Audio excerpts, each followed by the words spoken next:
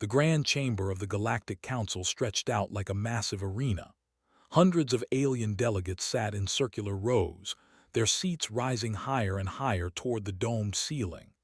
At the center stood Captain One, his military uniform crisp and clean, his hands clasped behind his back. Next to him, Ambassador held a data tablet, her face calm despite the hostile atmosphere surrounding them. One looked up at the High Arbiter, a tall whose purple skin gleamed under the chamber lights.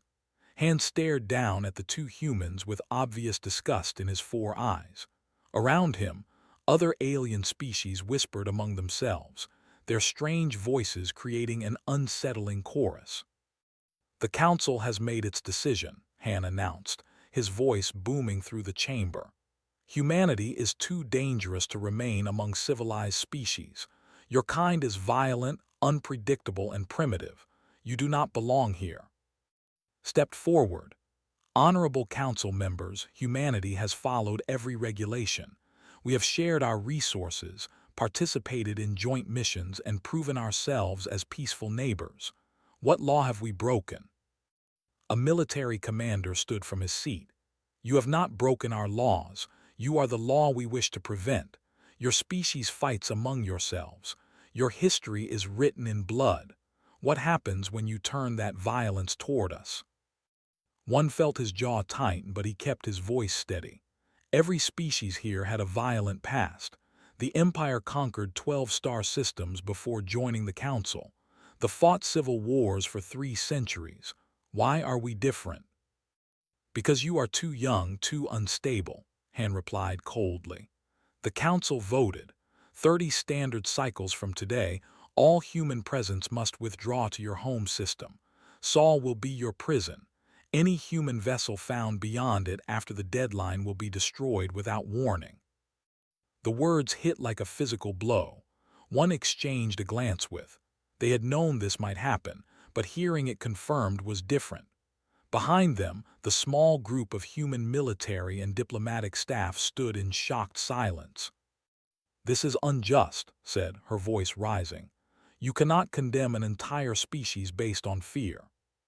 "We can and we have," Han said. He gestured with one of his 4 arms. "This session is concluded. Humanity has 30 cycles. Use them wisely." The chamber erupted in mixed reactions. Some species cheered, relieved that the human threat was being removed. Others remained silent, their expressions uncertain. The delegate, an older being named, caught his eye and shook his head sadly. At least someone felt sympathy for them. One led his team out of the chamber. Once they reached their transport ship, he allowed himself to show emotion. His fist slammed against the wall, making the metal ring. "They're exiling us. After everything we've done, everything we've given." Placed her tablet down. "We need to contact Earth immediately. The colonies need to start evacuating." Halfway across the galaxy, Lieutenant Dujin stood on the observation deck of New Haven Colony Station. Below him, the planet stretched out in beautiful blues and greens. 40,000 humans called this place home. They had spent 5 years building farms, cities, and research facilities. This was supposed to be humanity's future. His communicator buzzed. Dujin read the message and felt his blood run cold. "Evacuation order. All personnel and colonists to abandon New Haven within 25 days. Around him, other officers received the same message. Confusion spread quickly, then panic. Dujin activated the station-wide communication system. "Attention all residents. This is Lieutenant Dujin. We have received orders from Earth Command. We must evacuate New Haven immediately. This is not a drill. Report to your assigned evacuation zones." The next weeks were chaos. Transport ships arrived from Earth, each one loading thousands of colonists and their belongings. Dujin worked 18-hour shifts, organizing the evacuation, handling disputes, and keeping order. His sister refused to leave her laboratory. 5 years of research," she said, gesturing at the equipment around her. "My entire life's work is here. I'm not abandoning it." Dujin grabbed her arm firmly. "Listen to me. The fleet is waiting. The moment our deadline passes, they'll destroy everything. If you stay, you die." Tears filled her eyes. "Why are they doing this to us?" "Because they're afraid," Dujin said quietly, "and fear makes people cruel." He practically dragged her onto the last transport ship. As they lifted off, Dujin watched through the viewport. Warships moved into position around New Haven. Bright energy beams lanced out, striking the station. Explosions bloomed in the darkness of space. Within minutes, 5 years of human effort was reduced to debris. Back on Earth, the United Nations Emergency Assembly met in a secure bunker. Admiral stood at the podium, his weathered face showing the strain of the past month. Behind him, screens displayed numbers that told a grim story. 2 million people had returned to Earth. Food production was strained. Housing was insufficient, but they were alive. Members of the assembly began. "Humanity has survived extinction events, ice ages, plagues, and world wars. We will survive this too, but we cannot simply accept this exile. We must prepare." A delegate from North America spoke up. "Prepare for what, Admiral? The Galactic Council has military superiority. Their fleets outnumber ours 100 to 1. Smiled grimly. "They have superior numbers now, but they've made a critical mistake. They've given us a reason to unite completely. No more national divisions, no more competing interests. From this moment forward, every human works toward one goal, ensuring this never happens again." He pulled up a classified document. "I'm proposing Project Exodus. We'll use our isolation as an opportunity. While the galaxy forgets about us, we'll rebuild, we'll research, we'll innovate. And when the time comes, when the galaxy faces a threat it cannot handle alone, humanity will return, but we'll return on our terms." The vote was unanimous. In homes across Earth, families welcomed back loved ones from distant colonies. One reunited with his elderly parents, trying to explain why humanity was being punished. Compiled reports, documenting every injustice for future records. Dujin helped set up a new laboratory, promising her that one day she'd have an even better facility. In orbit beyond Neptune, where no alien sensors could detect them, construction began. Hidden facilities sprang up in the outer solar system. The greatest minds of humanity gathered to solve a single problem: how to make their species strong enough that no one would ever force them out again. The galaxy believed humanity would fade away quietly. They believed the humans would accept their fate and remain trapped in their single star system forever.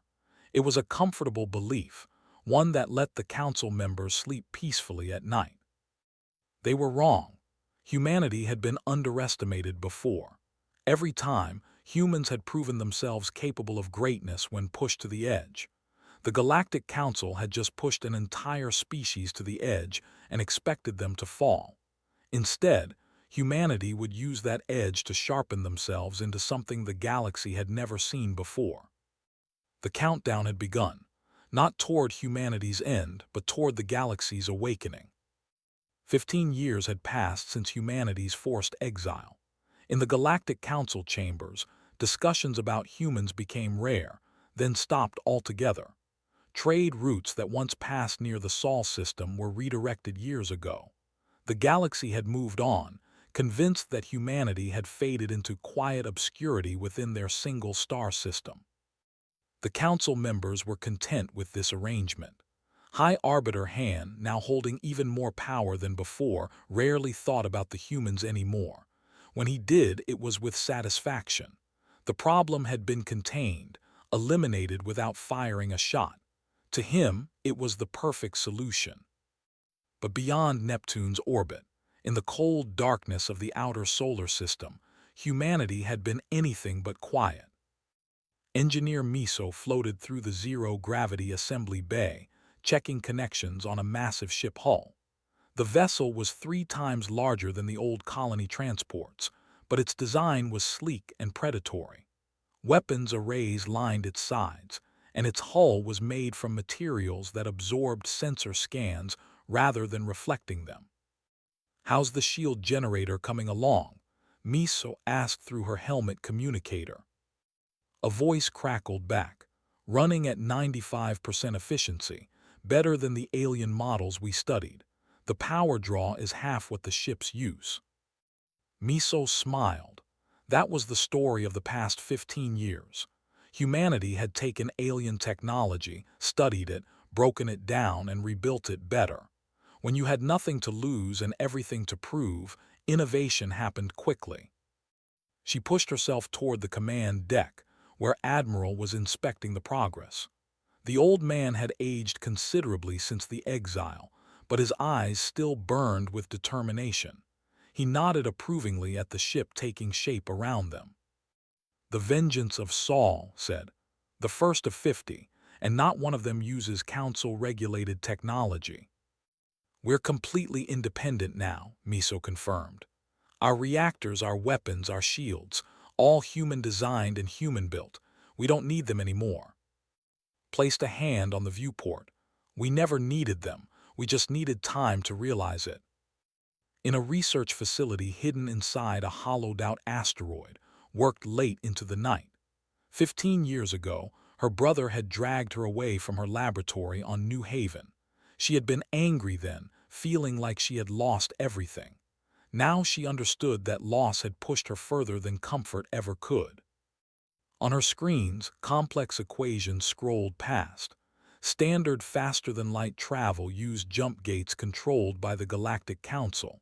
Every species paid fees to use them, and every jump was tracked and monitored. It was how the Council maintained control over galactic travel, but had found another way.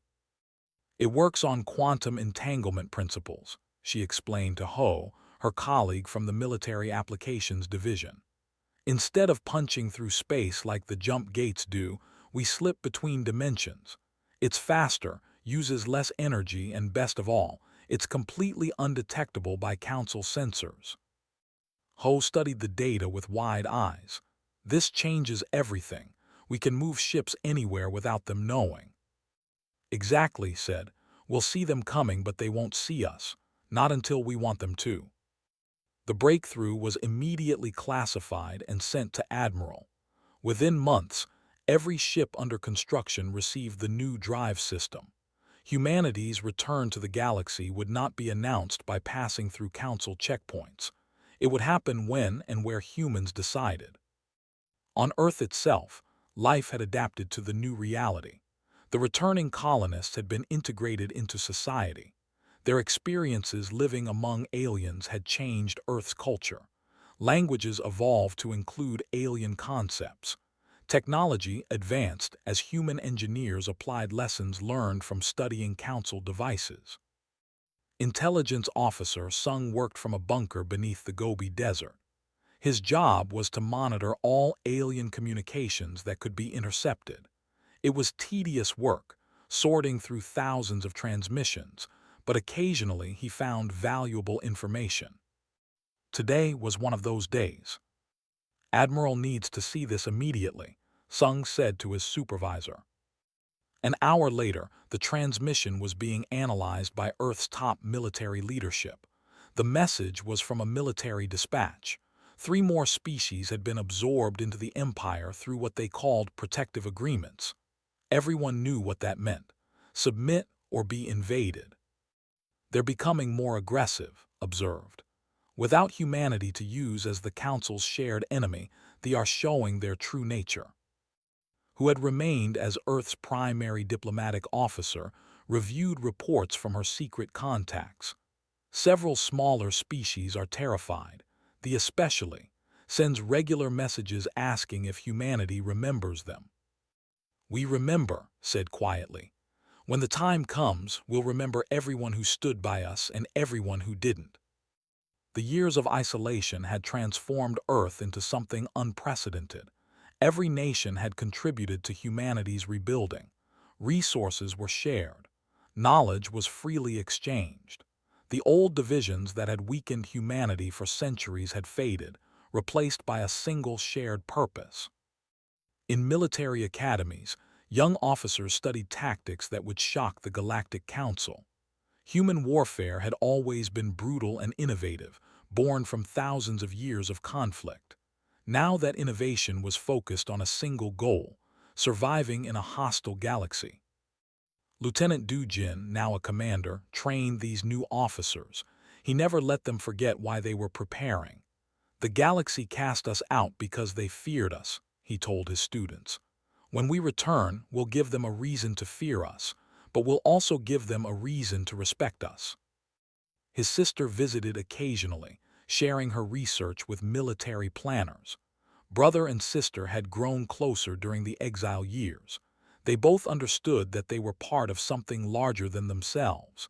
Every human alive was part of humanity's answer to the question, what happens when you underestimate us? Deep space monitoring stations picked up concerning signals. Unknown ships were appearing at the edges of explored space. They attacked without warning, destroyed everything in their path, and vanished. The Council dismissed early reports as piracy or sensor errors, but Sung knew better. He compiled every report, every sighting, every unexplained disappearance. A pattern emerged. Something was coming from beyond the galactic rim, something that attacked indiscriminately, that couldn't be reasoned with or negotiated with, something that would soon force the galaxy to face a truth they had tried to avoid. They needed humanity. Received a desperate message from. The delegate had risked his position by maintaining contact with Earth over the years. Now his people were in danger. They were demanding tribute that would bankrupt their worlds. Military occupation would follow refusal. His message ended with a simple question: does humanity remember its friends? Took the message to President Han, Earth's current leader. Han had been a colony administrator before the exile. He understood what it meant to lose everything and rebuild. He read the message carefully, then looked up at. "Tell him we remember," Han said. "Tell him that humanity never forgets who stood with us when we stood alone." In orbit around Jupiter, the fleet gathered. 50 warships, each one more advanced than anything the Council possessed. Crews trained relentlessly, running simulation after simulation. They practiced tactics that were aggressive, unpredictable, and devastatingly effective. Human tactics. Admiral inspected the fleet personally, visiting each ship. He spoke with captains like, who would command the vengeance of Saul. He reviewed systems with engineers like Miso, who had built these vessels with her own hands.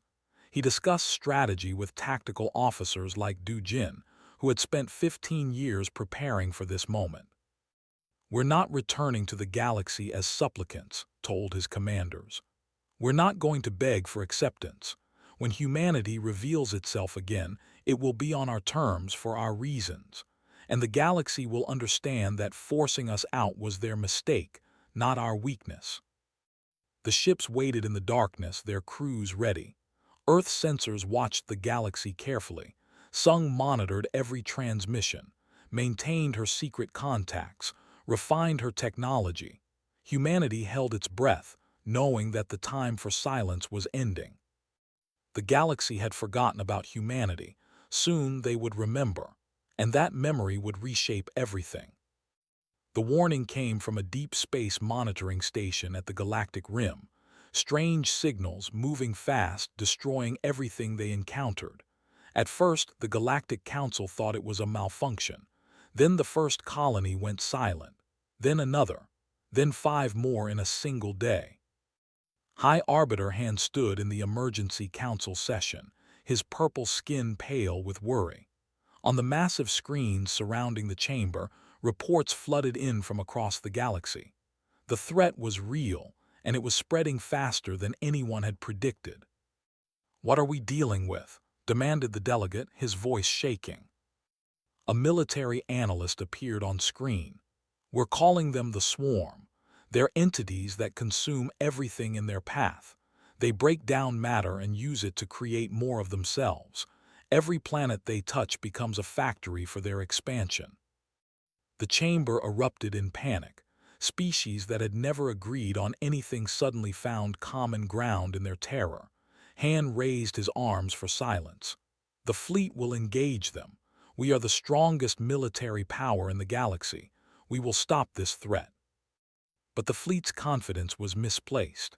When their warships engaged the swarm above the colony world of, the battle lasted only 4 hours. 20 vessels were destroyed. The swarm adapted to every weapon, learned from every tactic. By the time the surviving ships retreated, the colony below was already being consumed. Over the next 3 weeks, 17 more worlds fell. The Galactic Council deployed every available military asset. They threw thousands of ships at the swarm. Nothing worked. The horrors adapted faster than the Council could innovate. Panic turned to desperation. In the Gobi Desert bunker, Sung watched the reports with grim satisfaction. Not satisfaction at the deaths, but at what they meant.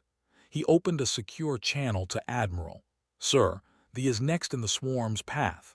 They have maybe 2 days before the attack begins." Was silent for a moment. Then he said, "Prep the fleet. Contact Captain, tell him it's time." President Han gave the final authorization.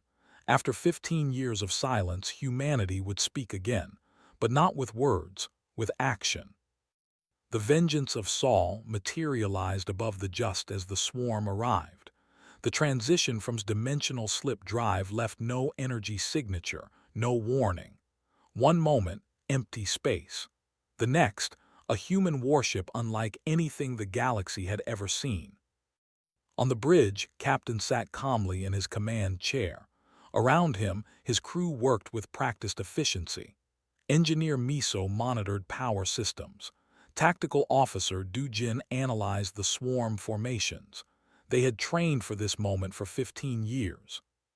"Swarm vessels approaching the planet," Dujin reported. "Count is 47. Defense fleet is scattered and falling back." "Sir, we're receiving hails from the command," the communications officer said. "They're asking who we are." Smiled slightly. "Tell them humanity remembers its friends, then activate weapon systems." The vengeance of Saul moved through space in ways that standard physics.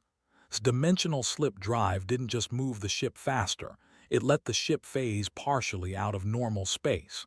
Swarm weapons passed through the ship's hull without connecting. Human weapons, however, hit with devastating accuracy. The first swarm vessel died in a brilliant explosion. Then another. Then 3 more in rapid succession. The human ship danced through the swarm formation like a shark among fish. Its weapons tore through the hulls, targeting weak points that Council sensors had never detected. On the flagship, Admiral watched in amazement. "What is that ship? Where did it come from?" His tactical officer checked and rechecked his sensors. "I'm reading minimal energy signature. The weapons are unlike anything in our database, and the way it's moving through space, it shouldn't be possible." The battle lasted 53 minutes. When it ended, every swarm vessel was destroyed. The vengeance of Saul hung in orbit, barely damaged. The fleet surrounded it cautiously, unsure whether to celebrate or fear. "This is Captain of the United Nations Spaceship Vengeance of Saul," the transmission began. "Humanity has returned to the galaxy. We received your distress call. The swarm will not take this world." Who had rushed to the orbital command station felt tears running down his face. The humans, they came back. They actually came back. 3 light-years away, a monitoring station picked up the energy signatures from the battle. The officer on duty couldn't believe what his sensors told him.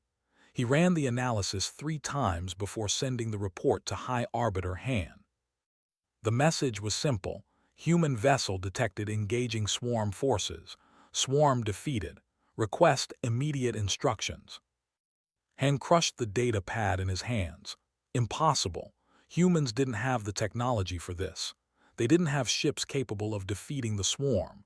They were supposed to be contained, forgotten, irrelevant. His 4 eyes widened as the implications hit him. If humans could defeat the swarm, then everything had changed. "Get me the Council," he ordered. "Emergency session now." Aboard the Vengeance of Saul, reviewed casualty reports. 3 crew members with minor injuries. No fatalities. Miso had already repaired the minimal damage to the hull. Dujin was analyzing the battle data, looking for ways to improve their tactics for next time.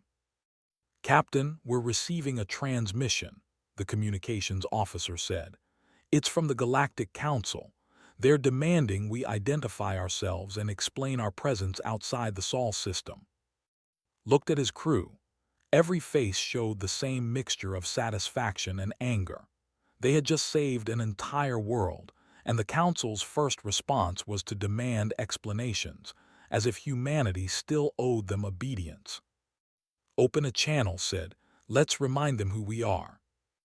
The transmission went out across galactic networks. Every council member, every military station, every colony received it simultaneously. The message was clear, spoken in calm but firm tones.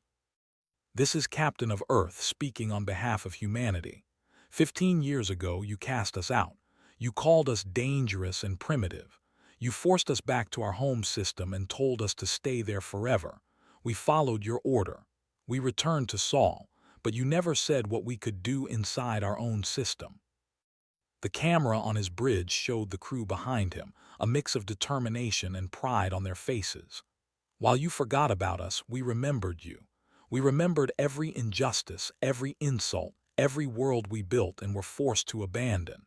We used that memory to make ourselves stronger. We advanced our technology. We built new ships.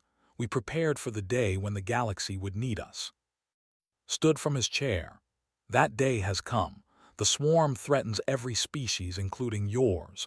We just proved we can defeat it. The question now is, what will you do? Will you continue to treat humanity as an enemy, or will you accept that you need us?" He paused, letting the words sink in across thousands of worlds. "They asked for help and we answered. We will continue to answer those who call for aid, but we will not beg for permission. We will not ask for forgiveness. Humanity is back and we remember everything." The transmission ended. Silence filled the bridge for a moment. Then Miso started clapping. Dujin joined in. Soon the entire crew was celebrating, not just the victory over the swarm, but the victory of announcing to the galaxy that humanity would not be ignored anymore. Sent a personal message to the ship. "Thank you. The people owe you a debt we can never repay." Responded personally. "You stood with us when others didn't. You voiced sympathy when we were exiled. We don't forget our friends, Ambassador. That's what makes us human." Across the galaxy, the news spread faster than light. Humanity had returned, and they had done what the entire Galactic Council could not. They had defeated the swarm. The implications would shake every government, every military, every belief about the natural order of galactic civilization. The silent years were over. Humanity had spoken with the voice that mattered most: strength. The Galactic Council chamber had never been so crowded. Every species sent their highest-ranking officials. Guards lined the walls, nervous about potential violence. The tension was thick enough to cut with a blade. At the center of it all stood Ambassador, no longer the pleading diplomat from 15 years ago. Beside her was Grand Admiral, commander of Earth's entire military fleet. High Arbiter Han glared down at them from his elevated seat. His purple skin had darkened with anger. "You violated the terms of your exile. You left the Sol system. Under the decree, we have every right to destroy your vessel." Smiled coldly. "You gave us a decree, Arbiter, but when you expelled us, you also ended all treaties and agreements between humanity and the Council. We owe you nothing. No obedience, no respect, nothing." The chamber erupted in arguments. Some species agreed with Han. Others, especially those who had suffered under aggression during humanity's absence, saw an opportunity. The Council was fracturing before everyone's eyes. Raised her hand for silence. Her voice carried across the chamber without shouting. "The swarm is destroying your worlds. Your fleets cannot stop them. But one human ship defeated an entire swarm formation in less than an hour. You need us more than we need you." "Humanity offers no aid without demands," Han said bitterly. "You're correct," said. "We do have demands, 3 of them to be exact. First, the Council must acknowledge that our expulsion was unjust. Second, all territory that was ours must be returned. Every colony, every station, every world we built. Third, humanity receives a permanent seat on this council with full voting rights, not as junior members but as equals. The section exploded in outrage. Han stood, his forearms raised. Unacceptable. We will not be blackmailed by a species that was rightfully expelled. The delegates stood as well. Rightfully, the humans committed no crimes. They were expelled because we feared them. Now that fear seems justified, but not in the way we thought. We should have feared making them our enemy. Other species began voicing their opinions. The delegate spoke of aggression during humanity's absence. The representative mentioned forced tribute demands. One by one, species that had suffered under dominance found their courage. The humans had shifted the power balance simply by existing. As the debate raged, Han received an urgent transmission. He read it, and his face went from purple to nearly white. He stood again, this time with fear in his four eyes. "The swarm has launched a massive assault," he announced. Our capital is under attack. Estimated swarm forces number in the thousands." The chamber went silent. There was the seat of the Empire, the most heavily defended location in the galaxy. If the swarm was attacking it directly, the situation was worse than anyone had imagined. Han looked down at him. Hatred still burned in his eyes, but beneath it was desperation. "If your demands are met, will you help us?" Didn't answer immediately. He let the silence stretch, let Han feel what it meant to need help from someone you had wronged. Finally, he nodded. "We'll help. Not because of any agreement, but because allowing the swarm to win helps no one. But Arbiter, understand this. After today, you will never again mistake human mercy for human weakness. Address the Council. We need a vote, all species in favor of accepting humanity's terms." The vote was not unanimous, but it was decisive.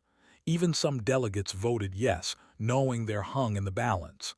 Han's face twisted in fury, but he gave the formal declaration. "The Council accepts Earth's terms. Now help us." Within an hour, the human fleet arrived at the 50 ships materialized from their dimensional slips, surrounding the planet. The swarm was already there, thousands of vessels swarming over the orbital defenses like insects. The fleet was fighting desperately but losing ground. Admiral 1, who had been promoted to fleet command, broadcast to all human ships. "Remember your training. Remember why we're here. We're not saving them because we like them. We're saving them because it's the right thing to do, and because we're going to prove that humanity is better than they ever were." The battle began. Human ships moved through space in coordinated patterns that seemed like a deadly dance. Commander Ho, leading a strike wing, executed a maneuver called the Serpent Strike. His 3 ships phased partially out of normal space, appeared inside the swarm formation, fired at point-blank range, and phased out before the enemy could respond. On the Vengeance of Saul, scientists worked in the research bay with her tactical team. They had studied the swarm's biology during the previous battle. She had found something critical. The swarm vessels were connected through a hive network. Disrupt that network, and the entire formation would collapse. "I need to modify the EMP warheads," she told Miso through the communications system. "If we can create a cascading effect through their network, we can take out hundreds of ships at once." Miso was already running calculations. "Give me 10 minutes. We'll have your weapon ready." The battle was brutal. Human tactics were aggressive and unpredictable. They didn't follow standard formations or textbook strategies. They improvised, adapted, and struck where the enemy least expected. It was warfare at its most primal, but refined by technology and training. Du Jin coordinated the defensive screen around the capital city. Swarm forces were trying to break through to the surface. If they succeeded, billions would die. "All tactical units, focus fire on the landing craft. Don't let them through." Human weapons tore through swarm hulls, but the swarm was learning, adapting its defenses. The battle that should have been a quick victory turned into a grinding fight, casualties mounted on both sides. The vengeance of Saul took damage when 3 swarm vessels targeted it simultaneously. 2 crew members died in the explosion. Captain felt each loss personally, but he couldn't let emotion guide his decisions. "Miso, how long until weapon is ready?" 2 minutes, Miso responded, her voice strained. "But we need to get close to the swarm command cluster. The EMP has to hit the central network node." "Then that's what we'll do," activated fleet communications. "All ships form a spear formation on the Vengeance. We're going straight through their lines to hit the command cluster. Admiral 1, we need covering fire." One's response was immediate. "You'll have it. All fleet vessels concentrate fire on Corridor 7, clear a path." The human fleet reformed. 25 ships created a protective formation around the Vengeance of Saul. They drove forward into the swarm like a lance. Explosions filled space around them. Ships took damage, but they kept moving. Human determination against horror. The Vengeance reached the command cluster, activated her weapon. The electromagnetic pulse erupted from the ship in a wave of energy. It touched the first swarm vessel, then jumped to the next, and the next. The cascade effect spread through the entire network like wildfire. On human sensors, the swarm formation suddenly went dark. Thousands of vessels lost coordination. They drifted aimlessly, their hive connection severed. The human fleet didn't waste the opportunity. They systematically destroyed the disabled vessels one by one. 3 hours after the battle began, it was over. The swarm retreated, suffering its first major defeat. That was saved. Millions of lives that would have been lost continued. In orbit, the human fleet regrouped, counting their losses. 14 crew members dead, 7 ships heavily damaged, but they had won. Han's transmission came through on all channels. He spoke stiffly, each word clearly painful for him. "On behalf of the Empire and the Galactic Council, I thank humanity for its assistance. The debt we owe cannot be easily measured." One responded, his voice tired but firm. "We didn't do this for debt or gratitude, Arbiter. We did it because someone had to. And unlike you, we don't abandon people just because they're different from us."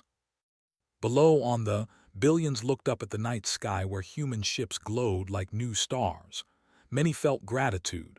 Some felt shame for how humans had been treated. Han felt only bitter acceptance.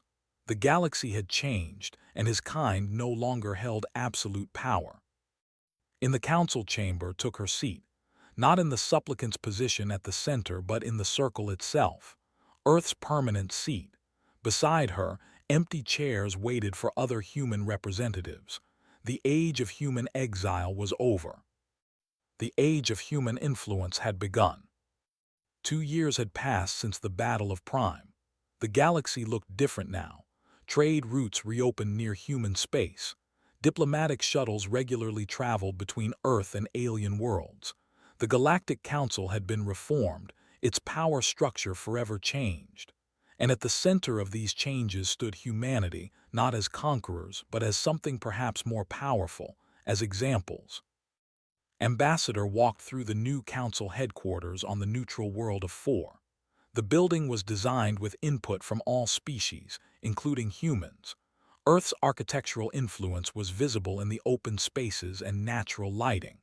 She passed representatives from dozens of worlds, many of whom nodded respectfully as she walked by. Some still showed resentment, particularly the delegates, but even they could not deny reality. President Han addressed the Reformed Council during its inaugural session. The gathering was broadcast across the galaxy, watched by trillions. Han's words were careful, measured, and powerful.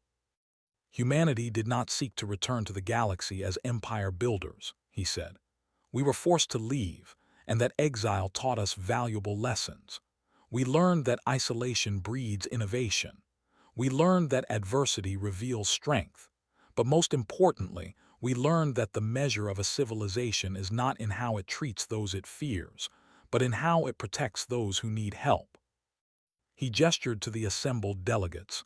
We don't want to rule you, we want to stand with you. The swarm is still out there, still a threat to every living being in this galaxy. No single species can face them alone. Together, we have a chance. The Council voted to establish the Coalition Defense Force, a joint military organization that would pool resources and technology from willing species. Admiral was appointed as its first supreme commander. The decision was not unanimous, but even the delegates abstained rather than vote against it. They had learned that lesson at least. In orbit above Earth, the new training facility was the largest structure humans had ever built. Young officers from dozens of species learned alongside human cadets. Commander Dujin walked through the tactical simulation chamber, watching as a mixed crew worked together to solve a combat scenario. An officer struggled with human battle tactics. Your strategies are too aggressive, the alien said to his human partner. You attack when logic says to defend. The human cadet grinned. That's the point. We do what the enemy doesn't expect. Humans have been fighting each other for thousands of years. We learned every dirty trick in the book, and we wrote most of that book ourselves. Dujin smiled at the exchange. This was how unity was built, not through forced cooperation but through shared experience. The alien cadets who trained here would return to their worlds understanding humanity. Some would become friends. Some would simply become less fearful. Both outcomes served peace. His sister had her own project. The Research Institute occupied an entire moon in the system. Human and alien scientists worked side by side, studying the swarm, developing new technologies, and sharing knowledge freely. It was everything the old council had claimed to support but had never actually achieved. Stood in her laboratory with his daughter, a promising young scientist named Na. Together, they examined swarm tissue samples recovered from the battles. The swarm's adaptation speed is incredible, Na observed. They learn to counter weapons in hours. But they struggle with randomness, added. Human tactics work because we're unpredictable. We don't follow patterns. That's why the Council failed against them initially. Too much reliance on standard procedures. They continued working. Two scientists from different worlds united by curiosity and purpose. This scene was repeated throughout the Institute. Knowledge flowed freely because humanity had learned an important truth. Shared information made everyone stronger. Engineer Miso oversaw the joint shipyards near Jupiter. Alien and human workers built vessels together, combining the best of both approaches. The ships that emerged were faster than designs, but more efficient than human ones. They carried weapons from multiple species, creating versatile platforms that could adapt to any threat. A foreman approached her with a design question. Miso studied the plans and suggested a modification that would increase energy efficiency by 12%. The alien nodded appreciatively. You humans have a gift for seeing solutions we miss. Your perspective is different. We think sideways, Miso explained. Most species evolved on worlds where resources were abundant. Humans evolved on Earth where everything was a struggle. We learned to innovate because we had to. That's our advantage. The Empire was diminished but not destroyed. High Arbiter Han had been removed from power by his own people after the near destruction of there. The new leadership was younger, less arrogant, and more willing to cooperate. They contributed ships and resources to the Coalition Defense Force, though resentment still lingered. The smaller species that had suffered under aggression flourished in the new order. They became humanity's closest allies, their worlds serving as bridge points between human and alien cultures. Trade boomed. Cultural exchanges became common. Slowly, the galaxy was knitting itself together in ways the old council had never managed. But the swarm remained a threat. Intelligence Officer Sung continued monitoring the galactic rim from his post on Earth. The horrors had retreated after their defeats, but they were still out there, still adapting, still learning. His reports went directly to Admiral's office. "The swarm is probing our defenses," Sung reported during a secure briefing. "Testing different approaches. They're learning from their losses. Studied the data. Then we need to keep learning faster. Research is critical. We need to understand them better than they understand us." At a diplomatic function on the Han approached Admiral 1. The former High Arbiter looked older, diminished by his fall from power, but curiosity burned in his 4 eyes. The question he asked was one that had haunted him for 2 years. "How did you do it?" Han asked quietly. "How did your species accomplish in 15 years what took us centuries? We had every advantage, technology, resources, knowledge, yet you surpassed us all." One considered the question carefully. He could have been cruel, could have mocked the former arbiter. Instead, he chose honesty. "You gave us a deadline and underestimated our determination," one said. "But more than that, you united us. For thousands of years, humanity fought itself. We were divided by nations, religions, ideologies. Then you came along and gave us a common enemy, the galaxy that rejected us. You forced us to work together, to pool every resource, to focus every mind on a single goal." He looked directly at Han. "You thought our history of violence made us dangerous. You were right, but not in the way you thought. That violence taught us how to fight, how to innovate, how to survive against impossible odds. We learned those lessons fighting each other. When we finally turned those skills outward toward a common purpose, we became unstoppable." One's expression softened slightly. "You wanted to eliminate a problem. Instead, you created a solution. You forged humanity into exactly what the galaxy needed, even if the galaxy didn't know it needed us yet. That's the consequence of underestimating humanity. We don't break when pushed to the edge. We sharpen ourselves on that edge and come back stronger." Han stood silent for a long moment. Then, surprisingly, he nodded with something like respect. "I understand now. Too late for my people's dominance, but I understand." As Earth ships patrolled the Inhuman colonies flourished once more on distant worlds, a new age had truly begun. The old galactic order, with its rigid hierarchies and fearful exclusions, had collapsed. In its place grew something more resilient, more adaptive, more unified. Children on Earth grew up learning alien languages alongside human ones. Young people from dozens of species studied together, worked together, and sometimes fell in love across species barriers. The future was not human or alien, but something blended, something new. In his office overlooking Earth, Intelligence Officer Sung reviewed the latest deep space scans. New signals had appeared beyond the galactic rim, different from the swarm but equally mysterious. Unknown contacts probing the edges of explored space, watching, waiting. He compiled his report and sent it to Admiral with a simple note: "We're ready this time." And humanity was ready. They had been forged in exile, hardened by necessity and tempered by their return. The galaxy had cast them out expecting them to fade away. Instead, they had become the galaxy's shield, its sword, and its conscience. The Galactic Council had forced humans out, thinking it would solve their problems. They learned that humanity doesn't disappear when pushed away.